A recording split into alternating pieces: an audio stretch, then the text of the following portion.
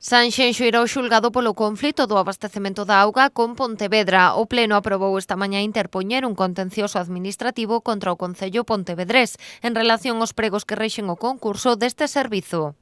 Que estamos a facernos hoxe aquí?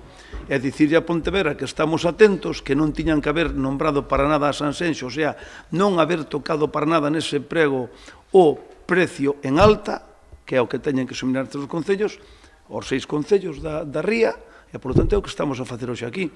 O Goberno encabezado por Telmo Martín entende que Pontevedra non pode incluir no novo contrato de abastecemento de auga a subministración a veciños dun municipio que non é o seu, unha postura que contou co apoio dos edís non adscritos Vanessa Rodríguez e Roberto Agís. Si hay una decisión que afecta a Sanxenxo, pues Sanxenxo tendrá que tener al menos parte en ella y no pues una decisión unilateral por parte de otro ayuntamiento ajeno al nuestro. Hay una cosa que se llaman los vecinos de Sanxenxo, que en estos momentos es lo más importante, y lo que no se puede hacer es que ciertos ayuntamientos o instituciones tomen decisiones sin tener en cuenta a los demás, que es lo que creo que está pasando aquí. Non así BNG e PSOE, que optaron pola abstención, unha postura moi criticada dende o Goberno. Que hai unha relación inexistente, neste momento, por lo menos, entre o Concello de Pontevedra e o Concello de Sanxenxo en este asunto, e creo que tamén outros que tamén nos poden importar conxuntamente, por unha cuestión de diferencias políticas evidentes, ¿no?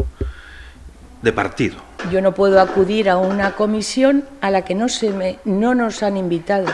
No sabía cuándo se iba a celebrar, me enteré por la prensa y estoy en una situación totalmente desprotegida. Martín lembrou que existen 2 antecedentes neste conflicto que dan a razón a Sanxenxo. Por unha banda apuntan a unha sentenza xudicial que establecería que o prezo debe ser un acordo entre todos os concellos implicados. Pola outra, o Ministerio de Fomento tamén se pronunciaría nos mesmos termos.